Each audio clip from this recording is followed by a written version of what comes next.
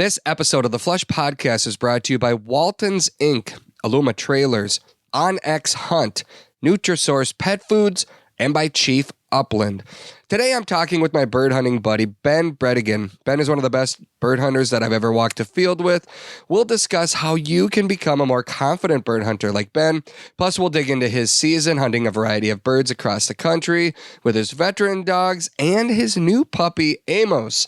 Plus, we'll do a bird hunting gear review. If you're a bird hunter or just a hunter like me, or if you're a chef or really anybody that likes to make food, then you probably would be interested in products that are sold at Walton's. There are many places that you can buy products to process and prepare your meat. There are not a lot of places that you can buy those products and learn how to use them from experts. Walton's is that place. They have everything, and I mean everything, for your cooking and wild game processing needs. Plus, they have the experts on staff to help you learn how to use their products to get the best results. John Tremblay hosts their Meatgistics podcast, live streams, and live chats, which are interactive learning tools for the meat processing community. If you have questions, John and his team have the answers, from sausage making to smoking, recipes to seasoning, and so much more. They've got you covered. Walton's products ship the same day you order, and while they have nearly every brand you'd ever want to purchase, they also have their own line of Walton's grinders, mixers, stuffers, slicers, vacuum sealers, and so much more. In my opinion, they're like the Amazon of the meat processing world. Order the same seasonings and supplies that professionals use from the best name in the wild game industry. Walton's. They have everything but the meat.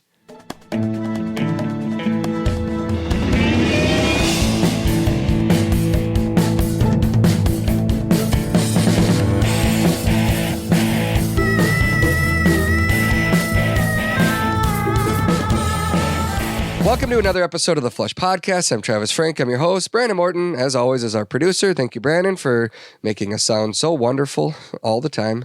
And right now, I'm sitting on the ice. Ben Brettingen is my guest. We're sitting in my Ice Castle fish house that is actually doing what it's supposed to do, which is be a fish house. The last time we did a podcast in this, actually, no, we did one last winter out here, Ben. Yeah, we did. We did, but we have also done one from the prairie. This is my bird camp. This is my do-it-all, get away from home camper. Yeah. I would have to say there's more people out here than there was in Montana. So Ben and I grew up together. We live in Waconia, the same town in central Minnesota. We're about an hour west of the Twin Cities. We're sitting on Lake Waconia, and as I look out the window right now, Ben, I'm guessing, I don't even want to guess how many fish houses there are. It's insane.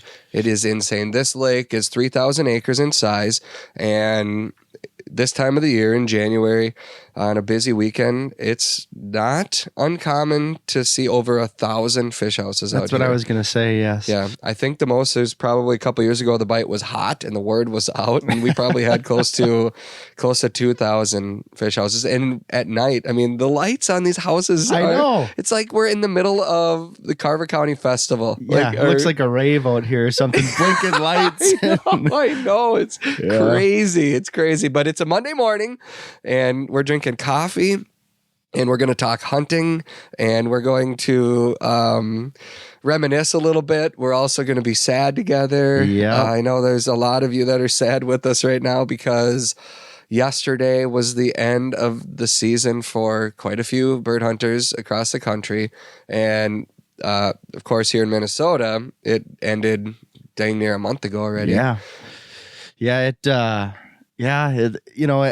In January, there's still enough seasons open where it's like, okay, I think I can sneak out one more trip. But after end of January, there's still some seasons open. But it's like, okay, this is kind of the official end of the season. So if you go down south, you lucky rascals, you're still hunting. I know that some of the seasons in quail country go through February, and we're happy for you. We're happy for you. Are you gonna go? Are you gonna go bird hunting anywhere? I don't think so. I think I'm officially done here for a while, and I'm gonna go down. I'm gonna go down to Tennessee though and watch Ames Plantation go to the national championship and watch dogs run down there. Are you bringing Amos? No. Oh, come on. He's a good dog. Bring the dog. No, I will not be. I have not been blessed to bring my dog down. I should just show up and be like, I'm ready to run, right? Put me in. What number do I get? Can I borrow one of your guys' horses? Oh, my goodness. Yeah. When is that hunt? So it's just it's a big field trial. And the field trial. I'm sorry. Trial, the event, yeah. So that is I think it's the first week in February. So. Okay. Sorry, second week. It's like the 10th or something like that. So a couple days you're going to be heading down there. Yeah, I'm headed to, Have you been before? No, never have. And what makes you want to go?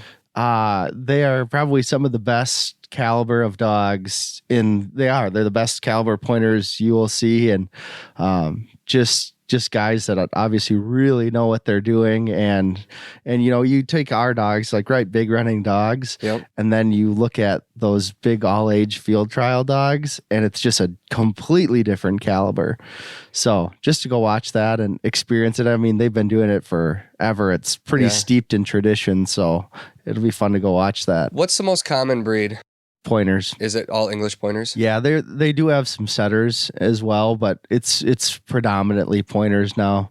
And that's kind of transitioned from before. I think, back in the 50s, 60s, 70s, a lot more setters, but now it's predominantly pointers. So, do you think you'll ever enter? Oh, I don't for that. There's no way. I mean, why? Oh, there's these. I mean, you're talking guys that do it for a living. They're raising 3-4 litters of puppies. Yeah. And then they pick the cream of the crop. Yep. And, it's just a different style. So I ran Amos in some cover dog field trials, but how did it go? It was great. It was fun. So we ran one it would have been in October up in northeast or northwest Wisconsin, and he got third. Really? For a derby. So that's like all the young dogs. And so he entered into his age class, which would have been 8 months. Well, so he technically should have ran puppy, but you can run derby up until I think they're like 2.5 years old or something like that. Okay. So I said, what the heck? Because a puppy is just more like a fun thing. You don't get anything. So I said, what the heck? I'll run the derby. Yeah. And he got third. So wow. I remember seeing a picture of you on Instagram and standing behind that pup. How old is he now, and how old was he when you entered him? So he'll be coming up on a year here, I think in end of February. So he was, at that time, he was only like 8 months old, 9 months old. So he was still pretty young, but I just said, what the heck? And just wanted to go meet the people that do it, and great group of folks. So it was fun just to be around that. And then they'll run them in the spring too. So I'm going to get ready this spring and run them in probably 5 or 6 different trials this spring.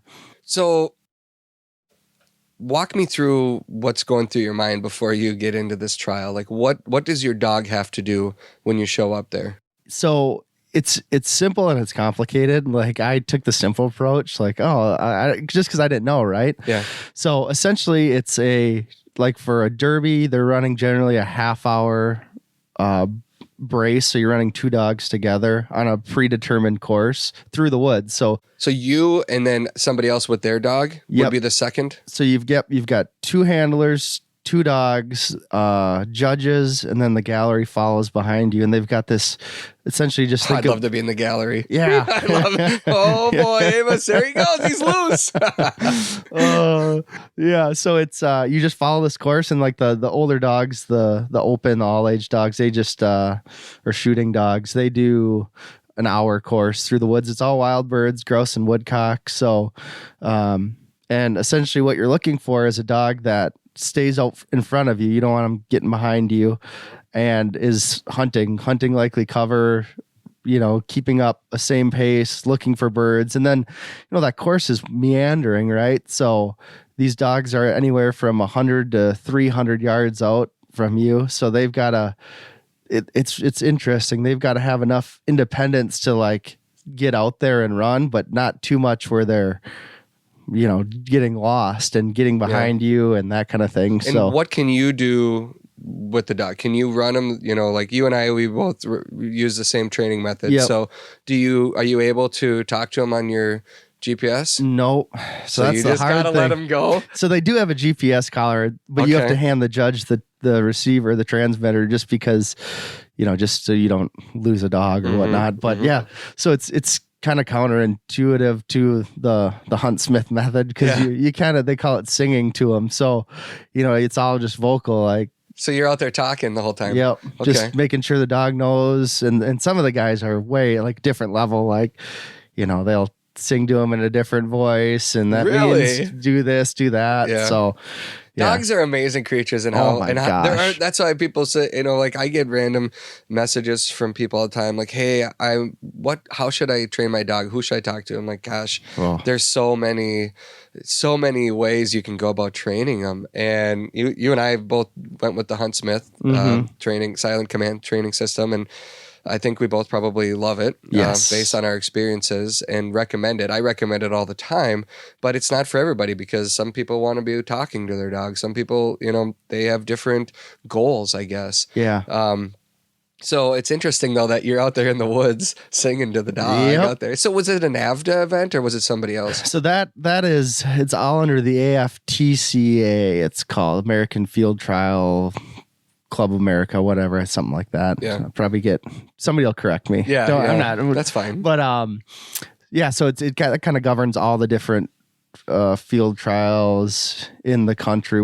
So it's outside of the versatile dog. It's all pretty much all bird work, pointing, etc. So, and what do they get graded on? They're holding a bird, they're hunting with you, staying ahead of you. Anything else? Yeah. So for the derbies, it's like bird work is a bonus, right? In terms of steadiness, so they don't require a steady dog. Where you get to like the shooting dog, then it's once they get on point, they have to hold the bird or stop to flush if they happen to bump a bird. And steady to wing and shot, where the younger dogs, the derby dogs, they just, they're graded on it, right? Like they want to be able to find bird, but the manners behind the bird and steady to wing and shot is not, they still have to shoot, but if the dog breaks, it's fine. It's more, for the derby, it's more like identifying the potential of a dog to be a good shooting dog.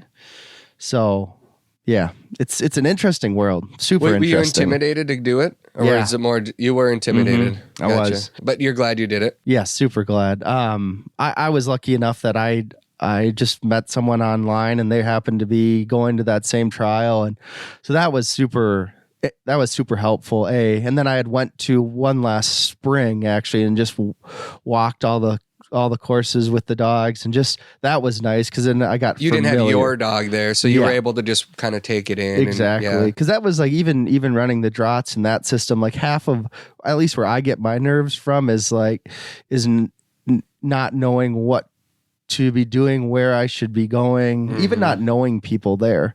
So it was nice to kind of have met some of the people so I could have some, I could sit and chit chat and not just like stand in the corner and try to fake small talk type deal. And so that was nice. But yeah, I was nervous about it. So it's interesting that we get nervous about that. I would probably be the same way because it's like, oh, come on, Daisy, don't let me down, girl. Yeah. But like you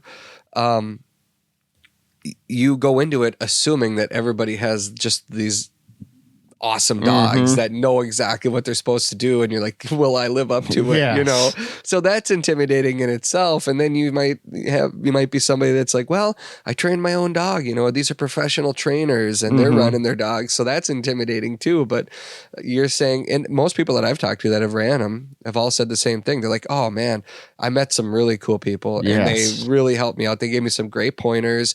They, like it should not be intimidating because it's not like you walk out and there's a bunch of people, like you're back in grade school and they're just watching you, know. And like, then, there he goes. Oh, he lost it. He dropped his lunch tray. What a loser. What a loser. Yeah. Yeah. There's none of that. No, it's just all guys. I mean, this is all amateur stuff. So it's all guys that are out there having fun. And one of the guys that he's goes and trials all around the country. And I was paired with him. Amos was paired with him. And I was like, oh, okay. Like, we'll see how it goes. And I think he lost his dog within the first 10 minutes. It ran away. So, and he's just like, yeah, that's it's part of the game. Like I've got 7 dogs with me, and yeah, I'm sure I'll lose a couple. It's fine. Yeah.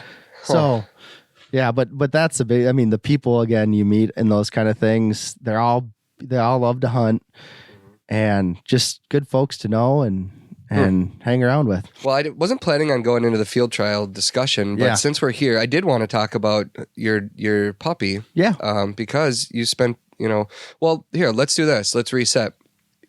You hunt. Do you any idea how many days you hunted this year? 84 days. 84 days. 84 days. So I know that you spent about 3 weeks in Montana because I spent one of them with you there. So you started in Montana on September 1st. And then you spent, the better part of September in Montana. Where'd you go from there? So after I left Montana, I was like, okay, I've got to take a break here and just reset here. And that lasted 4 days. Got home and the next week and I was like, I kind of want to go hunting again. So I spent all of October, so I came home a few days early in September. So I hunted the last week in September and all of October in northern Minnesota, northern Wisconsin, grouse hunting. Yeah. So. Well, we can pick each one of these apart, which I think we should. So Montana was mostly sharp-tailed grouse, Hungarian partridge. Yep. Right. A lot of discussion going into the season was drought. What are we going to see? How would you rate this year in Montana in September versus last year? I would say it was very similar to last year. I think the hardest part, and it's been talked about before, but the emergency hanging grazing, a lot of the habitat was grazed down or hayed. And so what I was seeing is that there was less cover available to the birds, but when you found the cover, there were a lot of birds. So it was just a matter of going out and finding those different covers. And I, being there for a month, you have to find a lot of covers because you hunt one. I try not to hunt them more than once a week. And you just, all those birds, they feel the pressure. They'll go and sit on private land where they're not being accosted by hunters. So, but yeah, it's just getting out and finding new ground. And so I thought it was very comparable to last year. You did. Okay. Yep. Gotcha. Then in Minnesota and Wisconsin, a lot of time in the grouse woods, woodcock. Mm-hmm. My experience from this past season hunting grouse and woodcock in northern Minnesota, I didn't make it to Wisconsin like you, but it was phenomenal. What was your success or what was your hunts like for grouse and woodcock? It was a great year.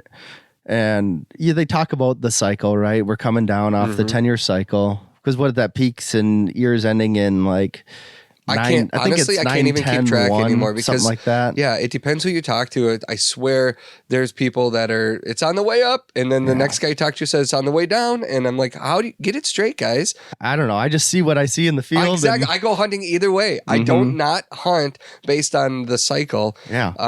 I thought this was, if you asked me, I'd be like, it's on its way up. Oh, yeah. It was fantastic. I thought this year was definitely, and I hunted a lot more this year, but I thought it was a great year. I would be happy if every single year was just like this. So, so if we're on a down year, I can't wait for it to go up. Yeah, exactly. And so you found that in Wisconsin and Minnesota? Yeah, everywhere I really hunted forest grouse this year. It seemed to be great. I don't hunt super hard. Like I'm not burning at daylight till dusk, but moving between 18 and 25, 26 birds a day. So like that's, I'm happy with that. Public for land. Grouse. Yeah. Yep.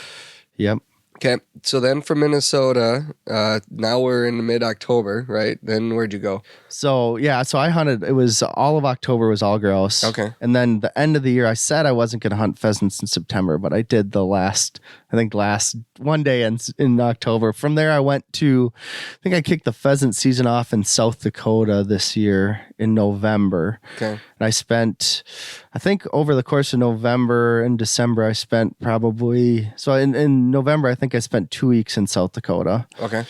And I think the bird numbers were definitely down. significantly from last year. Mm-hmm. I think that's common from a lot of the people I talked to. They said, kind of you touched on the emergency haying. That's a big deal, especially out there.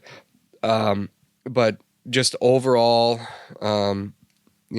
they didn't have the same recruitment on birds this year. A lot of adults, older birds, and which is concerning. And I talked to. I was just texting with a landowner that manages his property just beautifully for wild birds. He's never planted a bird on it, and he's in central South Dakota.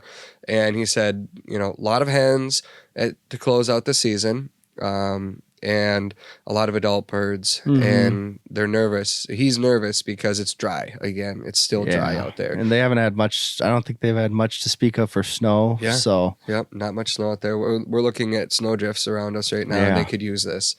They could definitely use it. So what'd you take away from South Dakota besides birds being down just a little bit? The biggest thing is the bird numbers were down, but I never regretted going out and hunting South Dakota because still, well, we can talk about this in a second, but it's still really good. But the biggest thing is finding the perfect habitat, because on years that the bird numbers are good, you can hunt marginal habitat and still get into birds. But this year I was really just focusing on like, all right, I'm going to hunt the best area. So it's not hunting, taking a giant field and hunting the whole thing. A big CRP field and just doing hot laps around it. It was, all right, I'm going to go in, and these are 5 objectives I want to hit, and go and hunt those ones. And I found when I did that, I was able to be more efficient and run into more birds, where on better years, I would just sit and maybe zigzag a whole field instead of hunting around the edges. So. Yeah, I want to dive into how to be a more confident hunter. And I know you're as confident as they get. And I love when I get to go hunt with you, because I'm like, oh, he's a killer. It's false confidence. No. I'm pumping you up here, Ben. I am telling the truth. Yeah. And I know anybody that's hunted with you would agree that if I get to go, there's a couple people that I know, and when I get to go hunt with them, it's going to be good, and you're one of them. I appreciate that. I don't know. Yeah. Okay. So you spent, a couple weeks in South Dakota in November. Yep. Then where'd you go? So from there, I went down to Kansas the week before Thanksgiving. I go down there with some friends from Mississippi and Arkansas, and went there, and kind of a similar story. Really spotty down there, actually, which was interesting. What do you mean by spotty? So you could go drive 30 miles in, let's just say you're hunting a spot, and bird numbers are okay. They're not great. I could drive 30 miles and hunt a different piece, and there'd be birds everywhere. And drive another 30 miles, and the birds were bad. So, do you think could you see a difference in habitat from moisture, lack of moisture, more moisture? Was that the key, or was there something else going on? I think that it was the key. You couldn't see it on the landscape, but it's just like, it's to the timing of moisture. It's like these certain areas had maybe a squall that went over it during May. Yeah, the perfect time that the birds could utilize it. So, but overall, it was terribly dry there as well. Quail and pheasant? Quail and pheasants. Yeah, I would say the quail fared, well, I don't know. It was about the same. It was about the same decrease year over year, pheasants and quail, and still coming off of that. I think like 3-4 years ago down in Kansas, quail numbers were like unreal. So do you think you're holding on to those memories from 3 or 4 years ago where it was so good that now you're like, it was just okay? Because I talked to several people the last couple of weeks, and they all said that they thought the quail hunting was exceptional in Kansas. So maybe, and I know you're finding the best of the best stuff out there, because I know you, and you don't stop until you find it. Do you, like, what does a good day of quail hunting in Kansas look like to you? Well, it's all relative, like you said, right? I mean, like that time when you and George were down in Oklahoma, you're talking 20 some coveys a day. Like, when you compare it against that, like, everything's going to be tough, right? Yep. But if I could go out on public land and find 6 to 8 coveys a day, I'd be happy. On private, a good day looks probably like 8 to 12 coveys a day. would be a really good day. So, and then what were you finding this year? So and again, I'll caveat this with, the times I was hunting on private land, I was probably finding, anywhere from 8 to 6 to 8 to 12, somewhere in there. And then on the public stuff, and granted, this could just be the area I was in, right? Like I know guys do a lot better, but the areas that I hunted on public were not great, like 2-3 coveys a day.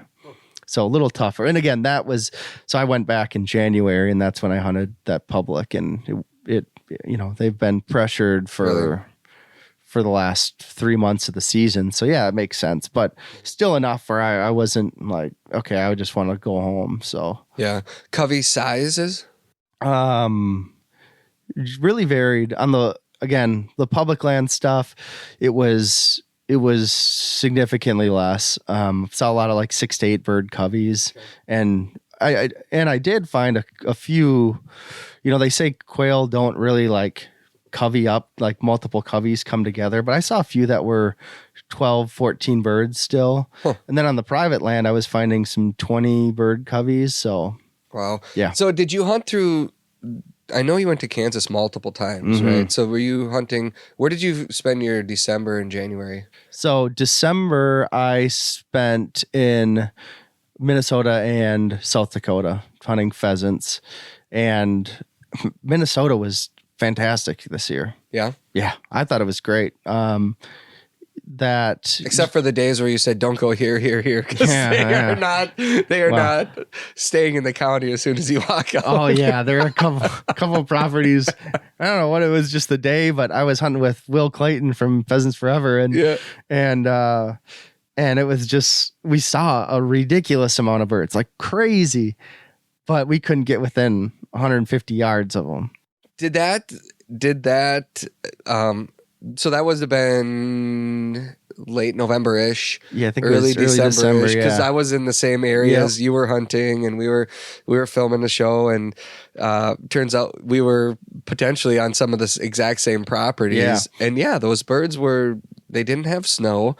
They were very educated. They were running like track stars out there, and they were flying, they basically like to keep about 200 yards between them and you. Yeah, exactly. They were just, can't blame them. Yeah. Can't blame them at all.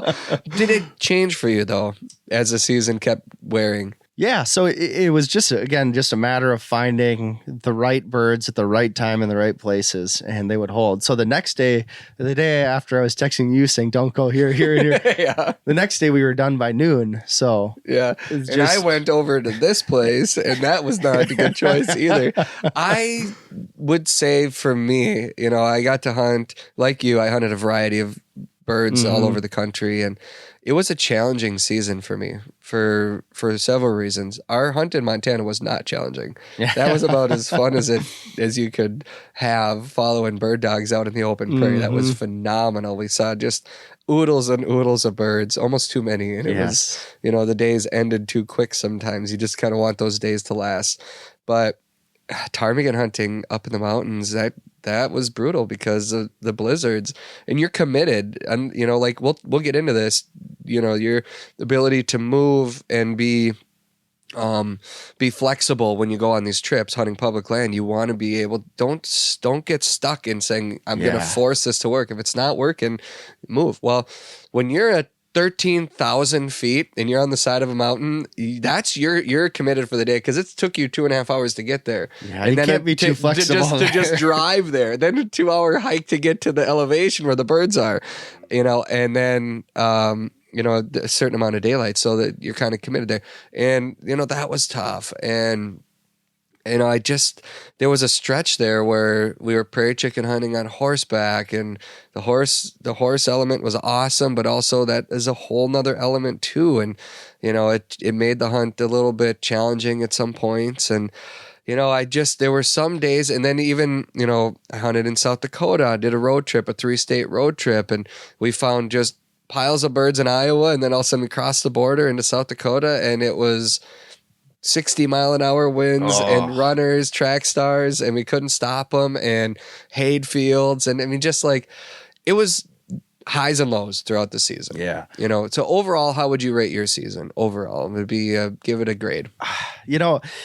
I hunted a lot more than I've ever hunted in a season before. So I would have to give it, this has probably been my best bird year ever, just because I've got to hunt that much. So it would be a 9 or a 10 for me. Nice. So do you think your new pointer pup had anything to do with that? Or was it still a learning season that he maybe didn't elevate your hunting game? Yeah, I mean, there were definitely, with him, especially hunting pheasants was challenging. And I purposely didn't hunt him on pheasants a whole lot. But yeah, it was hard. Like if that would be my only dog hunting public land pheasants, it would have been an awful year. Yeah. It would have been, I should say that. I mean, in terms of shooting birds, it would have been awful, but it's just, it would have been tough. But then you look Why is that though? Why do you say that? Because, a lot of those birds on public land, they don't hold. Mm-hmm. You're probably just your dog goes on point, but the bird is, as you're walking up to it, is getting 50 yards, 100 yards, 200 yards ahead. Yep. Yeah. And so like that time I called you and said, don't go here. Like, he would go on point and hold, and I'd walk up, and then 200 yards or 100 yards, I'd see a bird flush. It's like, dang it. So they're just not willing to hold, and it yields itself more towards a closer working pointing dog or even a flushing dog. But then, you take that and then you look in the grouse woods, and he definitely elevated my season. Just because he's a lot more cautious semi-draughts, covered a lot more ground, found more birds. And that was the same for hunting quail in Kansas as well. Just covering a lot of ground. Yep. Well, before we started recording, we were talking, and you said that Amos pointed a woodcock at 500 yards. Mm-hmm. And most people in the woods, they want to see their dog.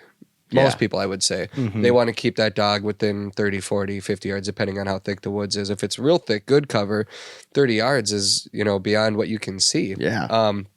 So you're confident to let your puppy at 8-9 months old go 500 yards away in the woods. Yeah. You're not worried about deer, rabbits, skunks, porcupines, wolves, coyotes, anything else. You just have at her, bud. Well, when 500 yards is way too far. And that's a long way too far. And when he went on point, I was just like, okay, please, just I'm going to see you moving on the GPS screen again. Yeah.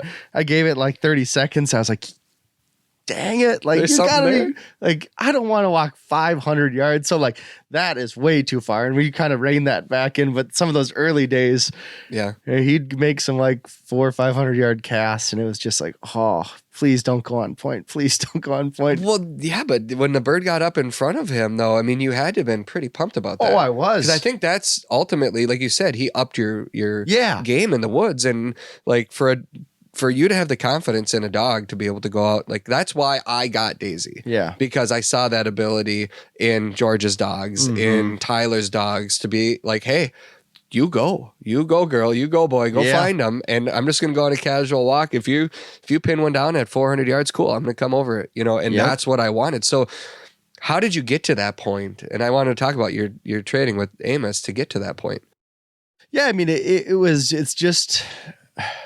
it's a hard transition from, like you said, having a dog that's under 50 yards. Because you have two draughts. Yep. And pretty much they stay under 100 yards for sure. In the grouse woods, they're under 50 for the most part. But even when we've hunted in the Dakotas and Montana, I feel like your dogs are always within 50 yards of you. Pretty much, yeah. Yeah, and that's my training for mostly hunting pheasants with them. But the biggest thing is just when you're with that kind of dog, it's just like, all right, just thinking rationally about it, like what's the worst that can happen? As long as that, I mean, there's lots of bad things that can happen. yeah. But it's just like, okay, I want, I expect some sort of cooperation. Like, granted, there's a lot of times where he went and ran 500 yards. And it's like, I don't want that. Yeah. You're going too far. But it's just letting that dog learn. I'm a big, exposure is huge, and just getting them out in that environment. Yep.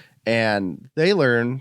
I mean, they learn what to do. If they bump a bird, they realize they're never going to catch it. Yeah. They're not going to catch that. They need us if they want that prize, if they want that bird in the mouth. Well, which is another interesting aspect too, because Amos could care less for the most part about getting a bird in his mouth. Really? So he doesn't like to retrieve, or he won't? If I wanted him to retrieve, I'd probably have to force fetch him to retrieve, but he could care less. His reward is finding the bird and stopping. So he'd go on point, I'd shoot a bird, and he's gone. Gotten on to the next thing. thing. He's like, oh, well, see you later. Good to see you again. Yeah. So, I mean, it was really, so back to your question, it's just more about I guess, blind trust, right? Like just saying, yep, let's learn together and let's go. We're hunting these big blocks of timber and I've got you on a GPS. So without a GPS, the guys that did it back in the day, right? I would be leaving the kennel with a blanket on a lot of roads because I'd never know. Right. So if you're an avid outdoor enthusiast like me, then odds are good you have toys and equipment that you need to haul. Aluma Trailers, well, they've got you covered.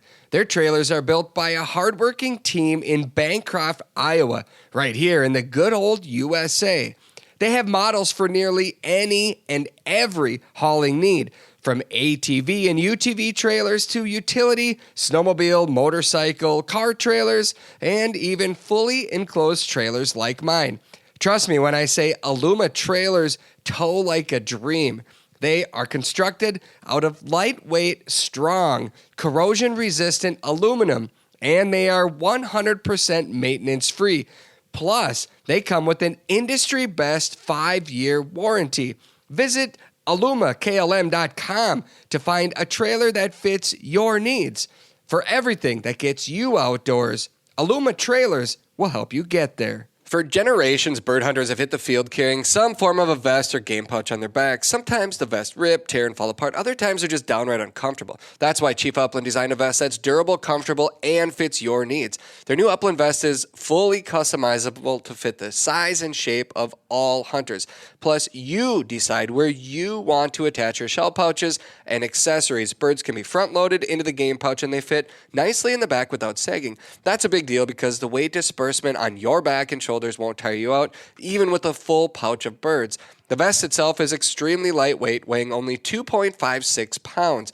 The material is built out of Cardura fabric, which is the same waterproof fabric used in tactical military gear. You can confidently hunt with the Chief Upland vest in some of the world's toughest environments.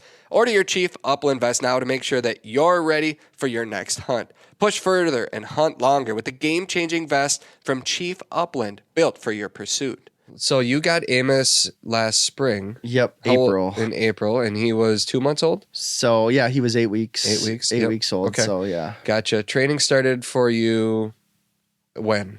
Right. I mean, from the day I picked him up and George with his new little puppy, he's taking it. Yeah, our buddy George Lyle got a puppy too. So there's more conversations. I mean, if you followed Ben or me or this podcast for any amount of time, George Lyle's name has come up almost every week. Yeah. He's like he's my go-to.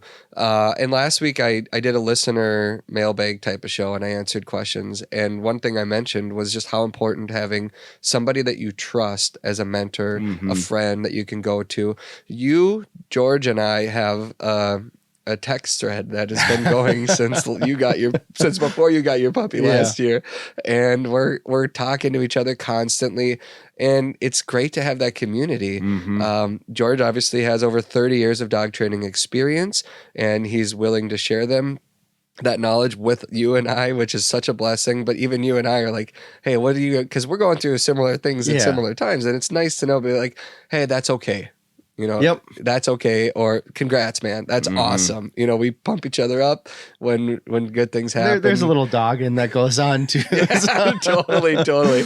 Yeah, definitely. We keep it lighthearted and fun. Yeah. And that's important as well, I think. But anyway, to go back to having somebody that you trust. Yes. And then starting from that point, which I think is important, and then choosing the training method that you want to go with and believing in it, trusting it, and you and I can speak to the Huntsmith training, silent command training method because we've done it now. And we've seen our friends' dogs kick a word out there in the field after doing it too, and be like, that's what I want.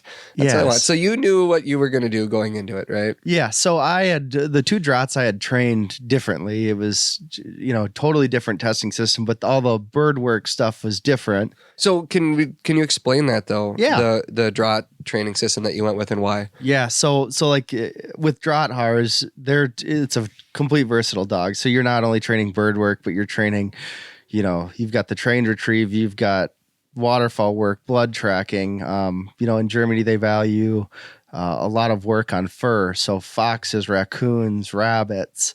So just a wide an array of different things you have to train for. With which method did you go with? Did you have one in particular? So it's interesting because you're hobbling together a bunch of different things because, for example, like with the Huntsmith, that's mostly for bird work, for pointing. I couldn't, they don't have a method for teaching. They like, for example, fox in the box or blood tracking. So you're really using a bunch of different systems, specialty systems to train that dog as a versatile dog. So how did you have any confidence knowing that what you were doing was working? Oh, it was tough with the draughts. It's so overwhelming because there's so much to train for, but it's just being consistent and eventually you'll see, you start to see results, right? Getting ready for the tests, it's like you're just a ball of nerves because there's 100 different ways you could fail, but it's just a matter of chipping away at it. People always say that it's better to, train for 3 times a day for 5 minutes versus, 2-hour block type thing. So it's just every day, just a little bit here and there. And that's what I was kind of saying with George and having a new puppy. He takes his every single second as a training, a teachable moment to a different level. So it's just really just chipping away at it. And instead of getting discouraged or, feeling like, oh, I can't do this. It's just, or just do a little bit here and there. And then you end up chipping away and making progress and it keeps building. So I went with the short 3 times a day training. And I think that, do things in 3s. Yep. Things in 3s and 7s. Dogs learn in 3s and 7s. I don't know why, but I went with the 3 out of the 7 because sometimes 7 reps is a lot. Yeah. But anyway, yeah, there's definitely something to it. At what point were you comfortable introducing Amos to birds? At what age? So I actually, I went over, I think he was 9 weeks old. It was a week after I got him. I went over to Sunny Pecars over in Wisconsin, and George said, yeah, come on over. We're going to be hanging out, running dogs, having a good time. And so I was able to go over there. And, I thought he was too young. I shouldn't say that. But, Sunny is, he does it for a living. He's a professional dog trainer. And he grabs this little pup. He says, all right, let's go. And we hobbled birds. And he was, 9-week-old puppy, little thing. And he was mauling birds. And Sonny's like, well, let's get out the starter pistol. And I was like, whoa. Like, he's like, this dog loves birds. Like, he's mauling these birds. Let's try it. I'll back up way a ways. And I was just sitting there like, if his reputation didn't precede him, I'd be like, no, get out of here. Like, yeah. And so sure enough, by the weekend, we took 6 shots around him and he could care less. He was just loving on those pigeons. So. Sweet. That's a confidence boost too. Yeah. Yeah. If your reputation, wasn't so good, that's the thing about, I've been fortunate that I've gotten to hunt with a lot of different people, a lot of excellent trainers, excellent dogs. And you learn stuff from each one of them. Everyone has gone through, their dog running away at one point or, different lessons. But it's cool to interact with other people and see them and let them, teach you and always being a sponge. And that's what I try to do is always be a sponge, whether it's, the people I'm hunting with or their dogs or whatever it might be, asking a lot of questions. So, what was the most challenging thing you learned about training Amos this year? It was just the transition and like the mental space to be able to just I guess I was stuck in like, all right, this is what I expect. This is what I expect out of a dog. And then having actually to shift those expectations up, like, okay, I can expect a lot more out of you in the bird work department. So I was probably actually holding him back to an extent just because I had this picture of what it was supposed to be. And in reality, he was able to. You mean like a timeline in your head of when he would be at certain points and he.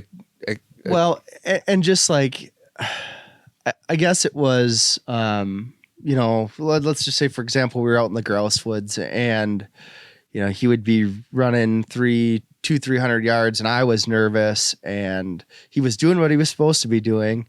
And he would go on point and I was like, and we had a couple, whether they're false points or he bumped a bird. I was just like, all right, you're not doing it right. And again, I have to realize it's just a puppy, right? Yeah.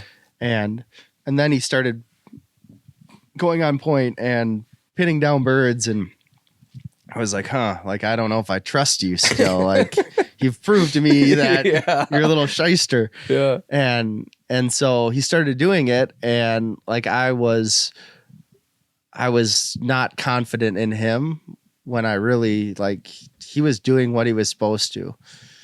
And so just saying, okay, like I can trust you. Like and also that happened quick. Yeah. That happened really quick because some people don't get to that point for 2 years. Well, it's just, and for a lot, it's just blind trust, right? It's more like,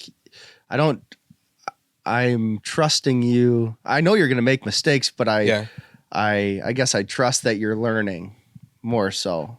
Like I can't control that. Yeah. I don't have like, you have to make mistakes to learn. So it's trusting to make mistakes, I guess, and being okay with that. One of my challenges with Daisy, and she got this trait from her mom, apparently. So Tyler told me after the fact that she liked to bark. Her mom likes to bark when she finds hair. So rabbits, squirrels, deer. Yep. But Daisy was doing the same thing. So we're in the woods. I can't see her. And all of a sudden she's barking. And the numbers are going up on the GPS. Gosh. I'm like, oh my goodness, what in the world? So it was always the hardest part when I couldn't see her to know what was going on and to be able to fully trust her.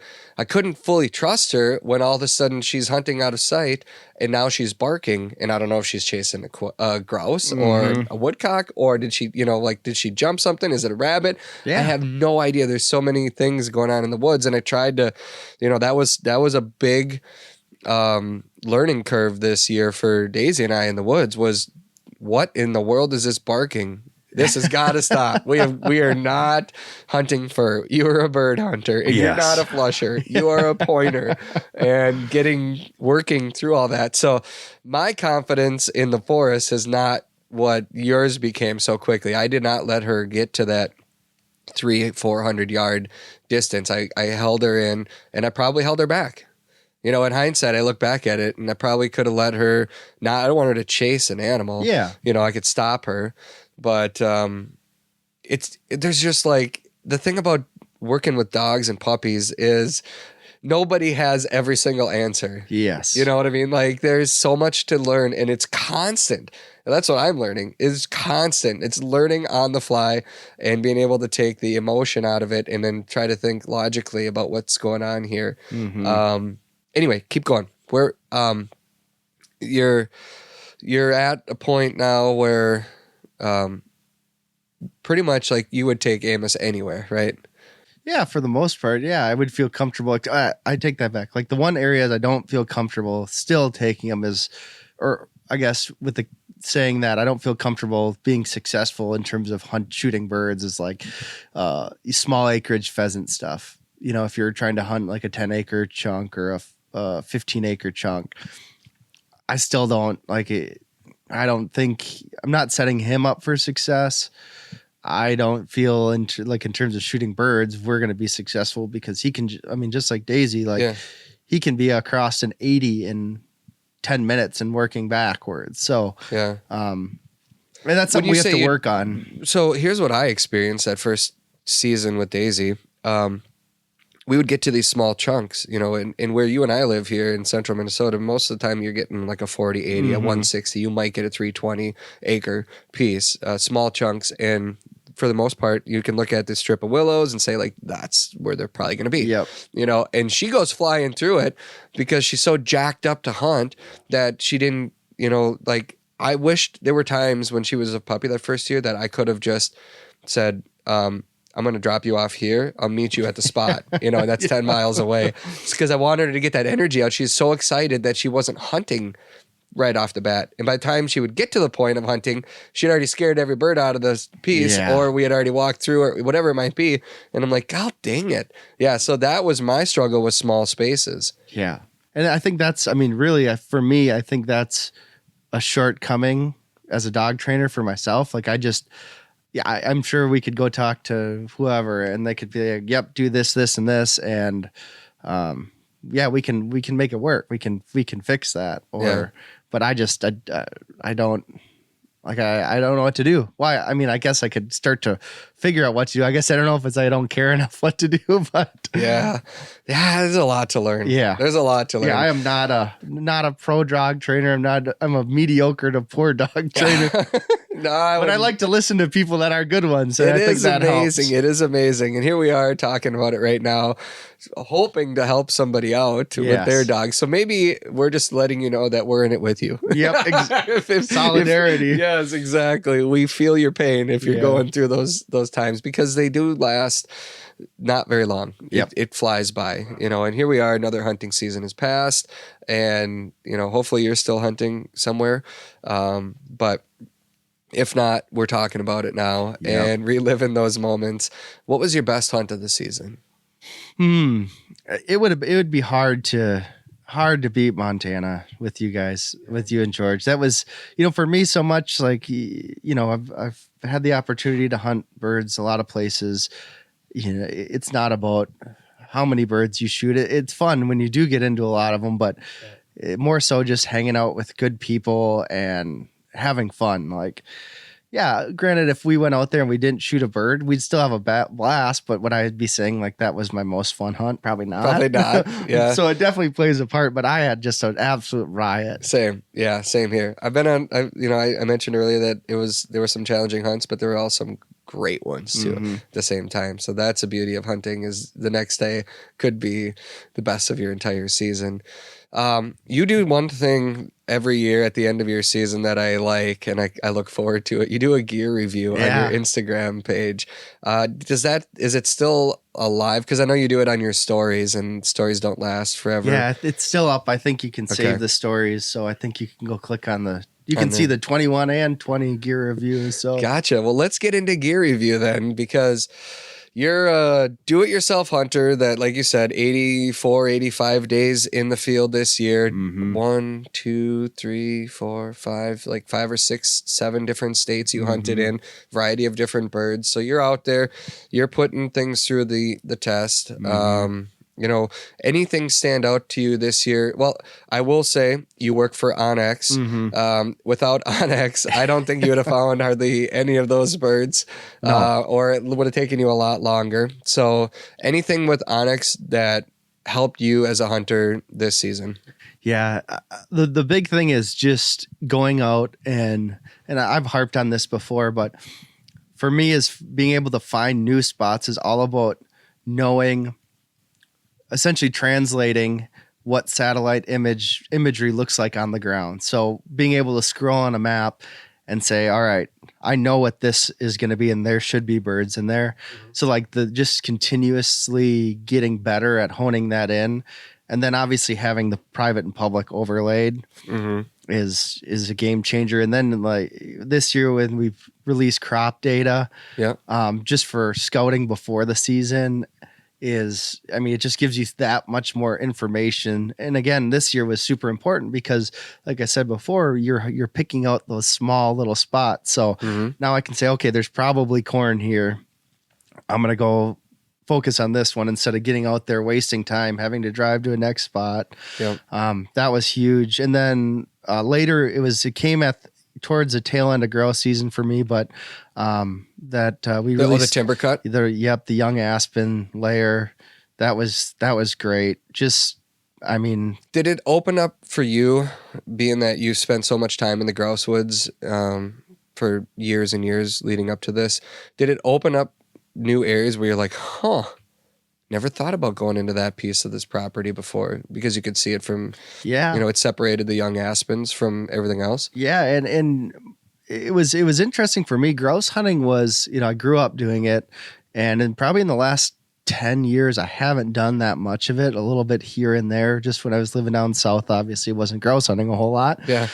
So it was kind of like relearning, and all my covers were different. They had all grown up. You had you went into it with a fresh slate, kind of. Yeah. So it's like, okay. And I'm going to, the places I hunted before were just by convenience and happenstance, not necessarily like these are the best areas I should be going. So it was fun to so first off, it was a little intimidating, like, especially in the woods. I have a hard time, like, the woods get a little intimidating because grouse are such a nuanced creature. Yeah. Where pheasants, it's like you find the right grass, you find food, there's pheasants there. But grouse, it's like, okay, in the mornings they're going to be here if it's warm, if it's cold, early season, late season, it just completely shifts. And they've got so many different food sources. It can get complicated, right? Yeah. So... Well, that's why trusting your dog to run 500 yards in the woods will cover all of those food sources for you. Yeah, exactly. Oh, yeah. So, I mean, that to have like a pretty much map showing, okay, hunt these spots. Yeah. Like, it's just like it kind of gets you, it makes you confident enough to get into the woods and just start going and saying, I have a degree of confidence that I can go off of. Yeah. And go find birds. So, well, the gear, getting back to the gear review, like for me, Onyx is always on every time I'm hunting, or not even hunting, traveling, driving in the country. I'm always like pulling it up and making notes somewhere. Yeah. And I took a note out of your book. I changed the colors depending on what each color means something different to me. So if I drop a red pin, it might say, this looks good, I want to come back here. Blue is, money, or green or whatever it is, for you. The color means something. Like, yes, I've hunted it, confirmed my hunch. Yes, there are birds. You can make notes on it too. But even if let's say I'm deer hunting and I walk by a bunch of grouse, I'm coming back here. I'm coming back. So it's one of those tools that obviously, if you're an upland bird hunter and you've never used it, you need to try it next season. Free. Is it still a free 10-day trial? 7-day trial. 7-day trial. So if you've never used it, just start it before your next hunt, especially if you're going to go hunt public land somewhere that you've never hunted before. And I'm pretty sure you'll get why we all talk about it so much. Just, can you say, is there anything new coming out that you're excited about? We'll have some new things for the bird hunter coming out this summer that sweet, that'll be awesome. So sweet. I'm looking forward to it. I got to mess around with a few of the things this year. You got to play with it a little bit beforehand? Yeah. Okay, sweet. Okay. What else did you use that, outside of your wheelhouse, obviously, on X? So probably one of the biggest things for me was getting a decked storage system in the back of my truck. It's, if you haven't seen it, essentially like a drawer system that you can store things in. It sits in your truck bed. Yep. And it slides out drawers with a bunch of different separators. You can put guns in there and gear. Yeah. Did it exceed your expectations? It exceeded it. It was, I thought I had built them before. Like I had built them out of plywood. And they worked. They served their purpose. But I like when I'm out hunting, like everything has a spot. I like to be organized. And before I had actually a bed slide system in there. Yep. I remember seeing that last year, right? Yep. And so it worked well. But then the problem is, unfortunately, I have a short bed truck. So like space is of a premium. So I was setting things up on the top of the kennel and things were falling off the kennel, sitting in the wheel wells, and it just didn't feel right. So I got this deck system, and it's great because like there's boxes I put my collars in, boxes where the shells go in, first aid, like everything has a spot. It's super organized. And normally by the end of the year, my life is just a mess. I've just been running too hard.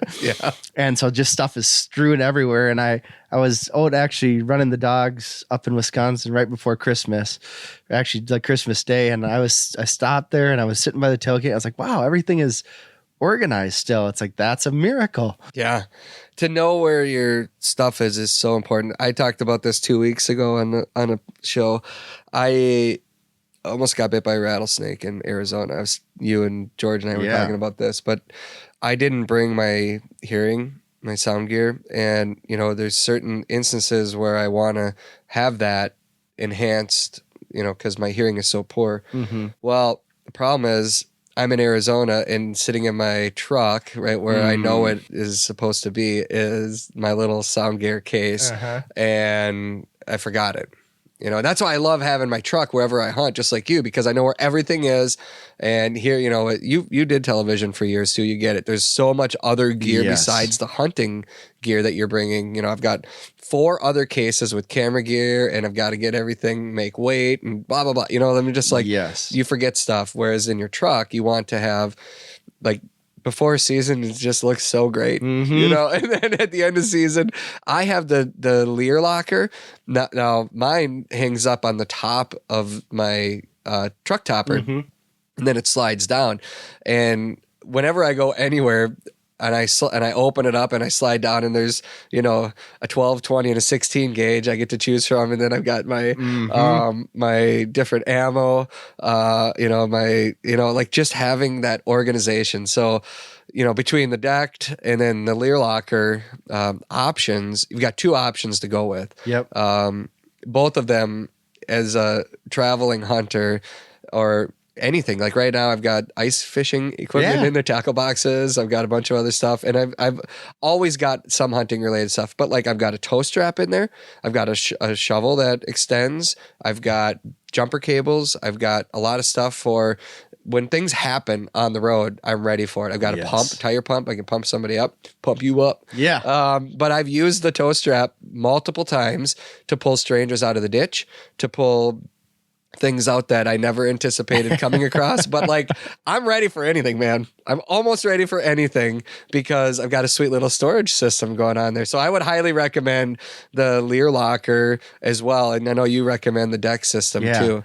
It's just having some sort of system. It makes life so much easier, and just that peace of mind that you've got everything. Besides a bird dog, a shotgun, and a good pair of boots, the Onyx Hunt app is one of the most valuable hunting tools that I take into the field every day. I've been talking about the Onyx Hunt app since we started producing this show, and that's simply because I use it on every single hunt. I'm serious. Every single hunt. Their app tells me everything that I need to know about the lands that I want to hunt and the lands that I can legally hunt on. If you've used it yourself, then you know that the Onyx Hunt app shows your location on planet Earth and clearly lays out the land boundaries. It also tells you information about the type of property you're on, like state land, federal lands, walk-in access properties, etc. It's ideal for scouting before the hunt and during a hunt to help put together the patterns that day. The app also has new features this year that show you the kind of crops that are in fields, which obviously is a big deal for us upland bird hunters. If you hunt grouse in the North Woods, there's a timber cut layer to help you find ideal habitat. If you're planning to hunt North Dakota this year, then there's a very important layer that has been added to the app that lets you know if a property has been posted electronically. These are just a few of the tools Onyx Maps give us, and these maps can even be used in areas without cell coverage. From the palm of your hand, Onyx Maps always help you to know where you stand. If you're like me and you love to hunt, there's a good chance you have a 4-legged hunting partner that goes everywhere with you in the field. My dog gives me the best chance at finding birds, which is why I always want to make sure that I'm doing my best to give her food that helps her run at peak performance. I feed Daisy Nutrisource high-performance blends of dog food, which give me the confidence to know that she has all the nutrition that she needs to excel in the field and make it through a rigorous hunting season. Nutrisource dog food comes with their Good for Life system that includes 4 key ingredients that work together to support gut health, heart health, and the overall well-being of our dogs. Take it from me and my dog Daisy. Nutrisource high-performance dog food can help you and your dog excel in the field. Find the food that's right for your dog at NutrisourcePetFoods.com. Did you ever get any moisture inside? Because I know you got your guns in there. Mm-hmm. You store your guns inside of that. So any moisture ever get in there? No, in terms of, I've got my topper, so that helps. But even if you don't have a topper, There's no moisture issues. Yeah, you'll get some dust in there. It's not dust proof, and some areas you go to, it's just inevitable. Dust will be in every single crevice of everything you own. So you cannot avoid dust in bird country. No, you cannot. Yep. Okay, moving on. What else? So it was year 2. I had, so we'll start with year 2. So I've had a pair of pants, a First Light Sawbucks. Got them 2 years ago, and they've been unreal. I think I've put on probably 250 days on them.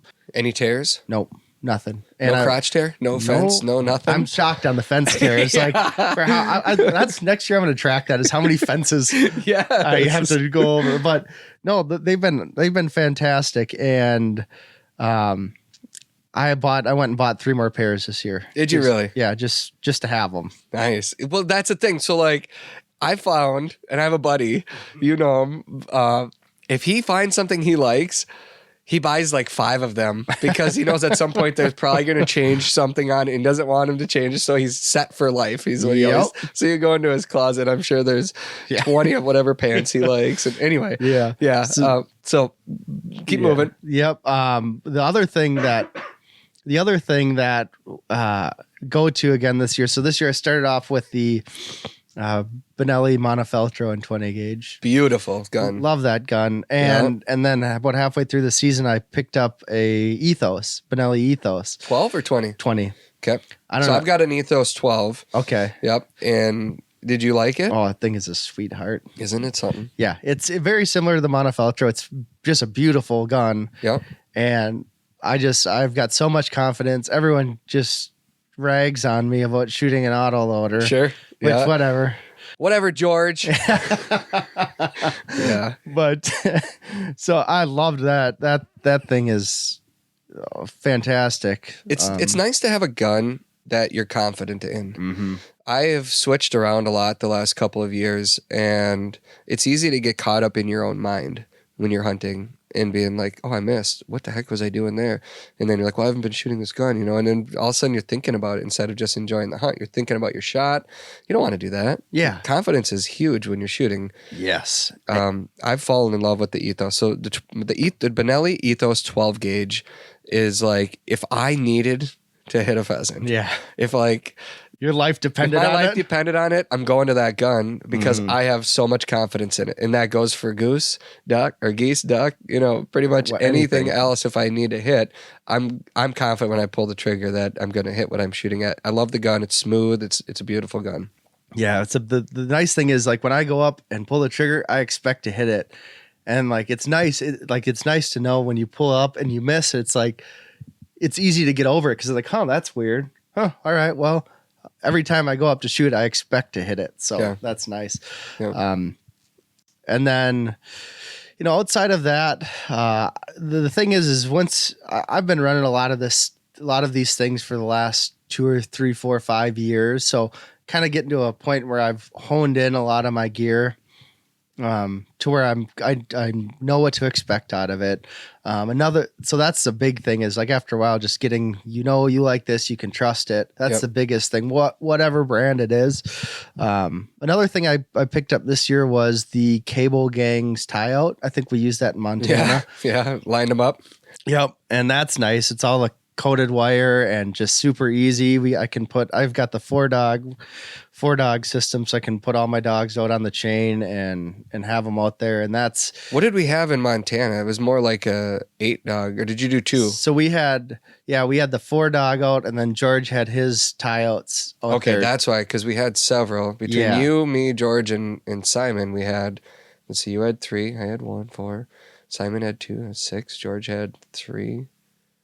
So we had 9 dogs lined up along there. Yeah. Okay. Yeah. So, that's awesome. Actually, George, I think he left Montana with mine, and I ordered another one. So I bought 3 of them now, because people are like, oh, can I have this? Explain to somebody that doesn't understand a tie out why you would use that. Yeah. So a tie out, couple different ways you can do it. The one I have is it's essentially a long cable with, spaced out every. So it's staked on both ends. So it's essentially a line, a cable staked in the ground, and every 4 feet or so, 3 feet, there's a a link that you connect to your dog's collar, and then it goes down to the main line. So they're stationary. They can't move. I mean, they can move within whatever that area they have, but it's great because they don't have to be in the kennel. They can just, lay in the grass, eat. They can eat on the gang. They can do whatever. But obviously it's a great training tool as well as it is like a storage tool, if you'd want to call it, for dogs. But huge training implications on that. So. Yeah, when we first started training out at Georgia's, Daisy and I, straight to the cable. Yep. And she was part of the crew, and they learn very quickly, and there's manners that they need to respect when they're on the gang as well. And it's all part of the whole training process. Yep. So when you get out there, wherever it may be, we tied them down in the Badlands in North Dakota and Montana. I mean, dogs go on it, and it's like they know, all right. Yep. We're hunting. Yep. Exactly. We're here to work. Exactly. Yeah. So, I've had in terms of other gear, I added a back seat organizer to my truck. I think Mud River makes it. Okay. It just clips on the back of you fold up the back seat in your truck, and I can fit 3 guns in it. And I've just got random accessories, gun cleaning things. I always carry around a 22 mag. So I've got, that sits in there. I've got shells. That's where I keep my hearing protection, just odds and ends that have a spot. So that's something little that has made a huge difference as well. So what do you use for hearing protection? So I've got a pair of sound gear that is really it one like. of the which model do you remember? The Phantom. Yeah. Okay. You like it? Yeah, love it. Yeah. And I hate hearing protection. Yeah. I hate wearing it. Most people drives do. me That's crazy. Why. Yep. But I mean, my dad can't hear. I can't hear. It scared me a few times. I was like, okay, I don't need to wear it. And then I had a few shots where it was just like, especially I had one this year grouse hunting. And I was hunting with my 28 gauge in the woods, and I got out of the woods and my ears were ringing. Like bad. And then it was like, okay, eventually, it goes away, whatever. Yep. But they say every time your ears are ringing, you're losing hearing. And it, like at night I was sleeping and they were still ringing. And I was like, oh my gosh, like this really scared me. Scared you a bit. So I really started being more conscientious of wearing it after that. So yeah. Yeah. It's a great hearing protector. I love it. When I'm stationary, let's say I'm goose hunting, duck hunting, especially you got other people nearby. That's where I've had some of my scariest hearing loss moments growing up, starting early on back in grade school, high school. You just don't think about those Nobody types talked of things. about it either. Yeah, exactly. And I learned the hard way. When I finally got hearing aids and wore them for the first time, I could hear birds chirping again. And I walked outside of the building and I had lost certain frequencies in my hearing that I hadn't heard in years.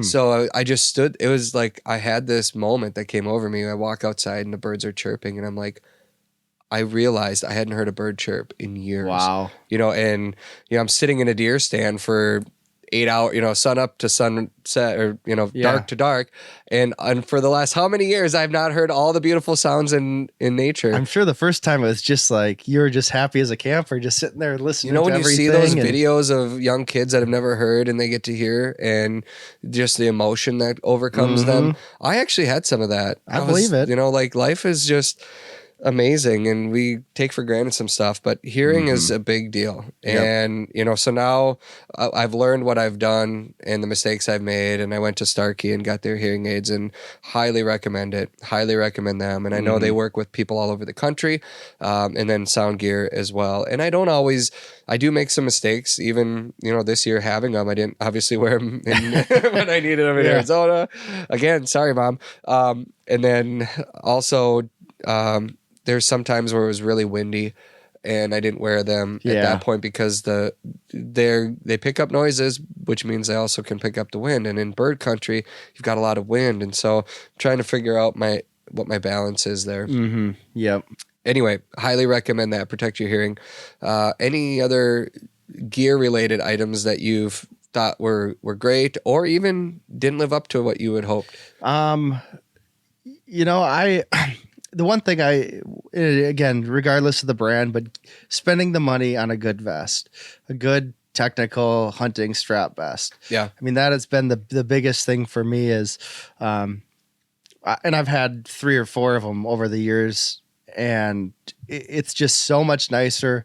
You know, you talk to people that go from like a vest style and go to a strap vest. They're like, wow, this is incredible. Yeah. So just comfort and keeps the weight where you want it to be. Mm-hmm. You know, that's a huge deal. I would agree with that. I've worn the Chief Upland vest this year and last year. I think that was the first year they came out with it, was last year. Mm-hmm. And tried that. And like you, I've tried a variety of them. And for me, the biggest thing is, you know, I'm carrying dozens and dozens of big, huge birds. I only shoot the biggest ones too, you know.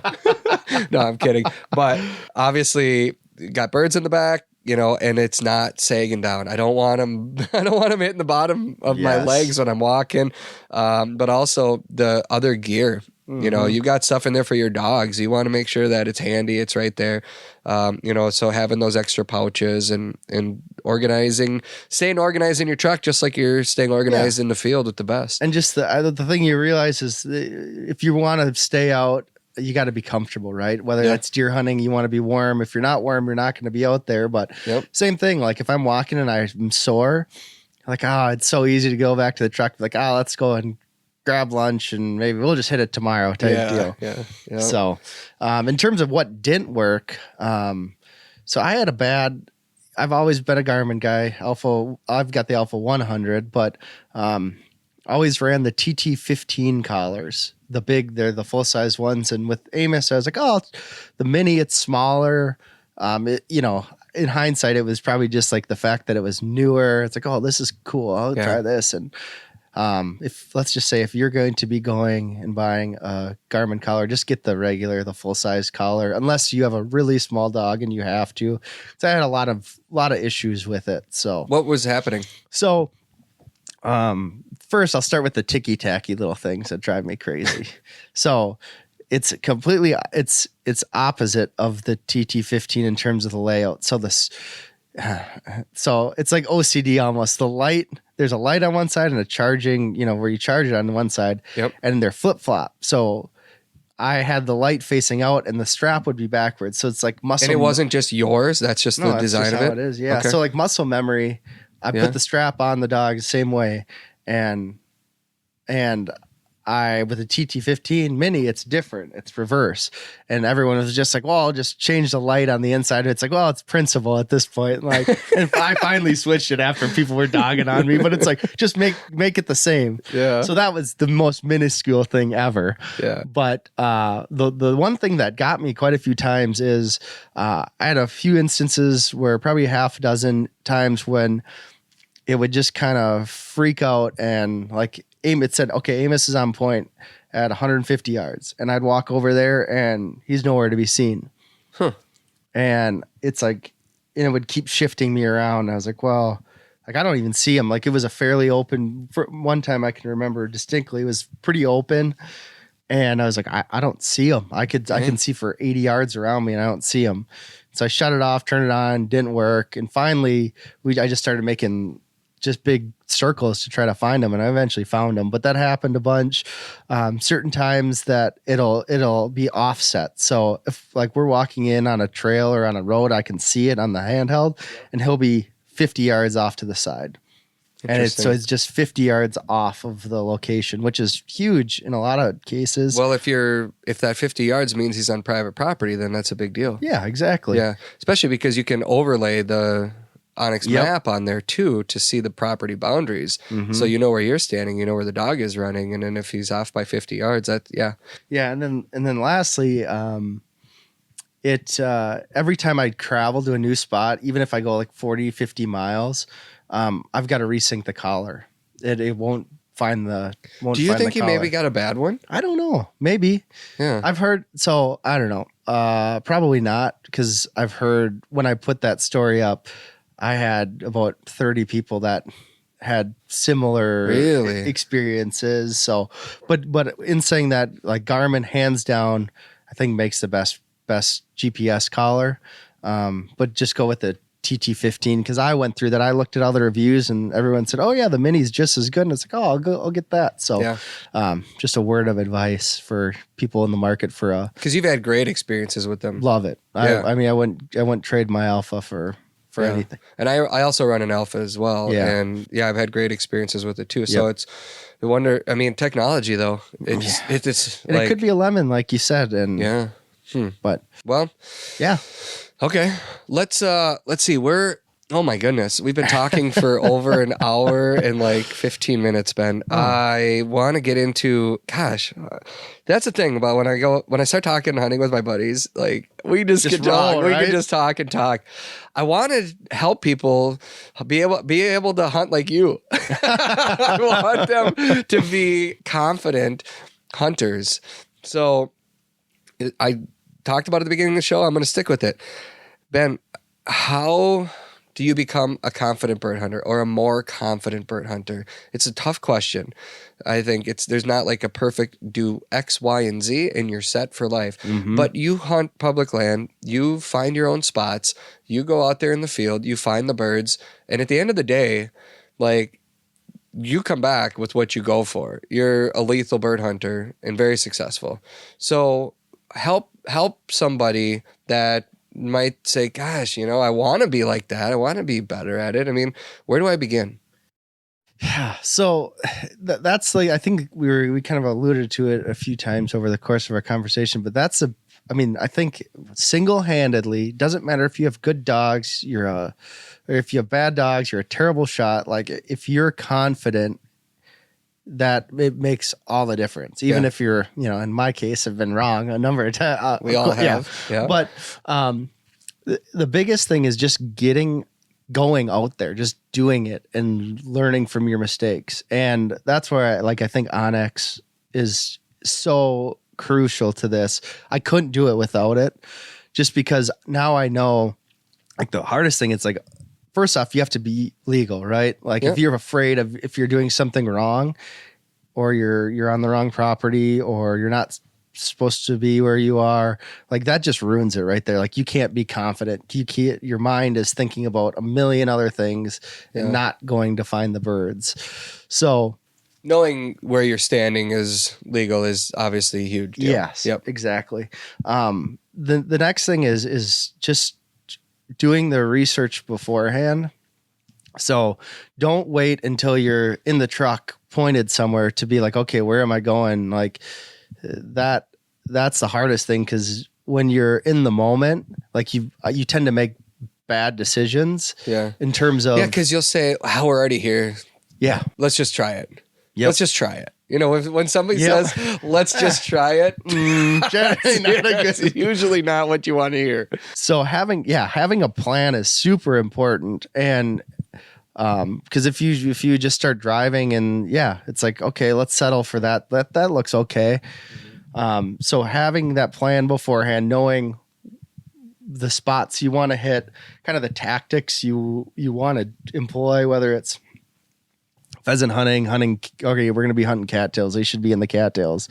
And so having that plan and then either that plan works or realizing when it's not working and what you have to do. And a lot of that comes from, like I say, the biggest thing to get confidence is just go out there and do it. Time in the field. Yeah. And at what point in your hunt do you say you're able to put together your pattern? Just set expectations for somebody. Is it like, I know you were in Montana for 3 weeks. Yeah. At what point was it hour 5 of the first day? Was it day 3? I mean, when you go to somewhere that you've never been before, you don't expect to hammer them right out of the gate, do you? No. I mean, yes, I do. Yes, I do. Yeah. I show up to every spot. Like, otherwise I'm not going to go there. If I don't show up thinking I am going to, like, there is going to be birds everywhere, I don't go there. So, and granted, you have to have realistic expectations. Like I'm not going to go to Western Minnesota and expect to see 500 pheasants in the first field. So you have to be realistic. But yeah, I show up every single hunt expecting I'm going to shoot my limit. Yeah. So, which doesn't happen. It happens rarely. I wouldn't say that. I don't know.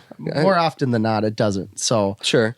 Well, I will say though that making adjustments in the field is important, right? Yeah.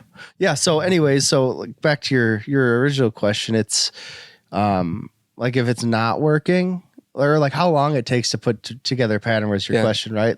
So for the stuff I've done before, like I kind of know what to expect, right? It's like if you're hunting pheasants and it's December, they're going to be in cattails. But there's a lot of nuances to that. And when it falls apart, like what's like, okay, we're not finding birds or the birds are flushing out too far. That's when you're not necessarily changing your whole strategy. You're just, okay, either I have to go to a new area or I'm finding out of the way locations, and just trying to find the right birds, I guess, if that makes sense. Yeah, I think that makes sense. An example might be you go into it knowing it's December and they're going to be in cattails and I'm going to the cattails. Mm-hmm. Well, it's a beautiful December day, Ben, and it's 30 degrees and there's no wind and the sun is shining. And now all of a sudden your plans of finding all the birds in the cattails, it might be 3/4 of them are out in the corn stubble hanging out for the day. So is it timing then? Does that change a little bit too?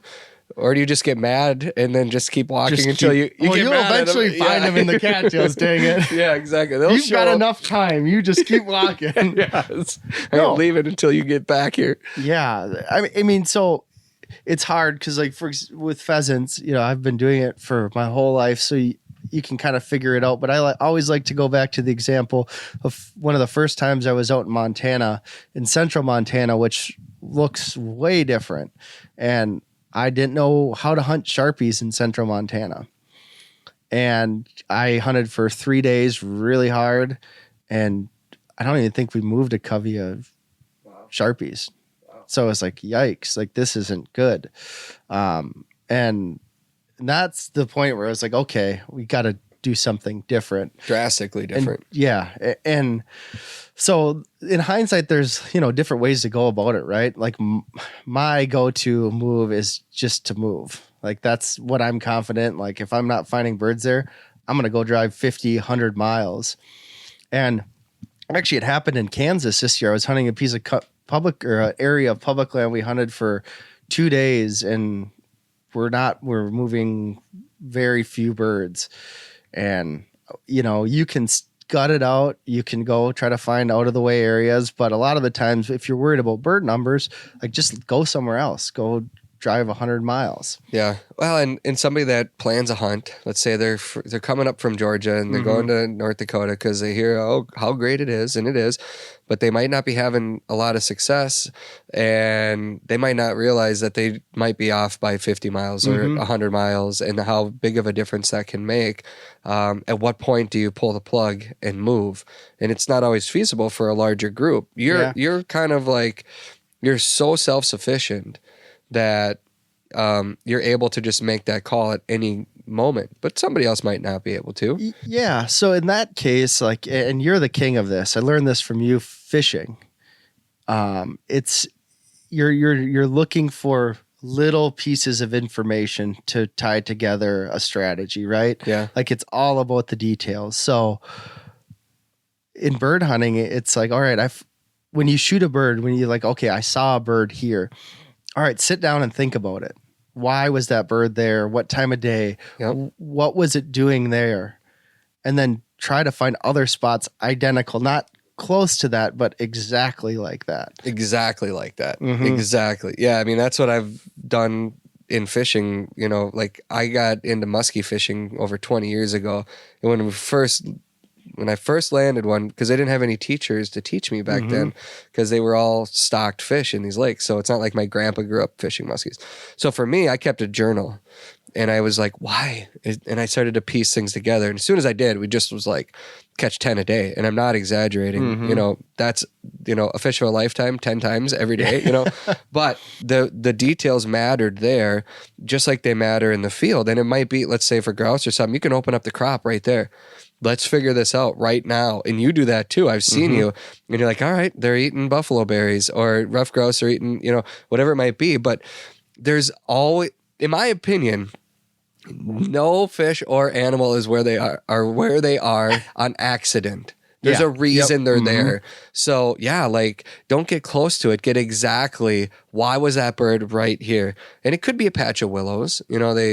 They are on the edge of a cornfield or whatever it might be. I mean, that's obvious, but there's sometimes less obvious things, in quail country or things that you might not be thinking about. So don't just throw that bird in the bag and keep walking. Just stop for a second and talk through it with your buddies. And especially if it's tough for hunting, like in this situation where, okay, we've been walking all morning, we shot one bird, and like you said, maybe it's not feasible to move, or we want to make sure that they're not here. It's those little details that stack up that can turn a really bad day into a good day. So, like planning and then the details, like two things that I know if I dig into those things, I can ultimately be successful. Yeah. Do you think, for somebody to plan an extended trip would help them, maybe not an extended trip, but I think what I'm thinking about is like go out on your own sometime, like to help them become a better overall hunter. Go out on your own. I know most of us like to go bird hunting with buddies, and it's, the reasons behind that and their dogs and everyone's dogs. But like the stuff you can learn by going on a trip by yourself for 3, 4, 5 days, somewhere that you've never been before, will up your game for hunting anywhere and any bird you hunt, just because of you're forced to figure it out on your own versus going with somebody that's maybe been there and done that. Yeah. And, I'll hunt alone, but like, I don't like taking trips alone for some reason. I don't enjoy sitting at the hotel at night with nobody and just like sitting there twiddling my thumbs watching TV. That's just, I know there's a lot of guys that love it. I don't. Yeah. But so I always say just go find a buddy that's like-minded, right? That wants to learn and figure it out too, and go with them. And because the biggest thing for me too is mentally, if I'm by myself, like I'll just be like, oh, this is terrible. Like my bed looks, I just talked to my wife. Home looks pretty nice right now, especially when the going gets tough. But when you get another guy, it's a morale booster, right? Sure. And so you can stick it out a little bit. You can stick it out and figure it out. So, and that's just me. There's, like you said, there's a lot of guys, but the hard thing is in a group, you've made a really good point. Like in a group, it's hard. It's hard to be mobile. It's like herding cats. It's trying to go. You might get 3 guys on board, but the 4th or 5th are like, well, let's just keep walking. Yeah. And then before you know it, sunset's coming and you're like, crap. That's not what we expected. Yeah. So that's one thing I hope actually to do more next year is hunt, with 1 or 2 people. Hunted, with quite a few this year. And it was great. Loved it. Had a good time. But I think you definitely learn more when you're by yourself. You're able to be more mobile, make decisions. Like that's important. Yeah. I would also say too, we talked about this last year when we sat in the ice house and reminisced about our hunting season, but just being confident in knocking on a farmer's door and just being able to have a conversation with them. The conversation eventually leads to asking permission. And if you do get permission, like I've always said, treat that farmer with so much respect, or that landowner, the rancher. Go out of your way to bring them a meal of fish, or, my wife and kids made Christmas cookies and we dropped them off at a bunch of the local landowners around here that let us go turkey, deer, pheasant, grouse hunting. And I've got packages ready for the landowners up north. One gentleman let me go out in his field and harvest a doe, and I want him to taste the family sausage, the old recipe that we've made for years and years, because it's our own, and just to give them a little care package to say thanks. So I'm coming back to, we talk a lot of public lands, and for good reason. You and I love them. We're grateful for them. The further west you go, the more you have. The further southwest you go, the more you have. Yeah. But there's nothing wrong with stopping and knocking on somebody's door and striking up a conversation. You might be amazed at the hunting that you might find on there, and the fact that they might let you in. Yeah, and there's a certain romanticism with public land for sure, but I get just as much enjoyment going knocking on someone's door and getting permission, making that relationship and hunting. Like it, for me, I'm not any more or less like satisfied with. Yeah, the hunt is the hunt. Yeah. You still get to take your dog out. You still get to chase after the birds, and so. For sure. Definitely don't be afraid to take a couple minutes. No. If it looks good and it's not public, it might still be something that you can hunt. Oh yeah. It could be a deer lease or something, or the family really only cares about deer and turkey, and they don't care about pheasants, or they don't care about sharp-tailed grouse, or whatever it might be. So it's always worth stopping. You might get a new friend out of the deal too. Yeah. I guess the biggest thing, and my wife always says this is terrible advice, but it's my favorite piece of advice. Yeah. She's like, this is so dumb. Why do you ever say this? It's like, just do it. Go. Like, make it happen. Do better. Try harder. And she's like, that is the worst advice ever. But it's serious. Like, think about it. What's the worst that can happen when you go out and hunt a new spot? Like, okay, you didn't find birds. So what? Right. Like you learned a ton you learned a lot in the process, and I know time is precious, but anytime. That's a really good piece of advice when it comes to hunting, because there are a lot of hunters that they might only have X amount of days a year to hunt, and they say, well, I know what I know at Uncle Jimmy's farm. I'm just going to go back there. And they may pass on an opportunity to go try something new. So take your advice, Ben. Just do it. Just Nike. Nike. You kind of stole that from Nike. No, I've been around for a while. right. Just take Ben's advice and just do it. Ben, we could probably talk for a couple more hours on this. We'll do it again. I appreciate you taking some time. Yep, likewise. And hopefully there's something that you have been able to take away from this conversation that will make you a better hunter. You can find Ben on Instagram at the Ben Brettingen. It's just do it, Ben. No, just just do it. It's Ben Brettingen. Yep. At Ben Brettingen. Yep. You can find his story with his gear reviews. You can find photos from his amazing adventures. Ben and I'm excited because I'm gonna head into the office here in a little while. I get to relive our Montana episode. Yeah, we're working right now on the production side of the hunting season right now, working on the next season, which is exciting. And we did find a lot of birds there. Where are we going to go next year?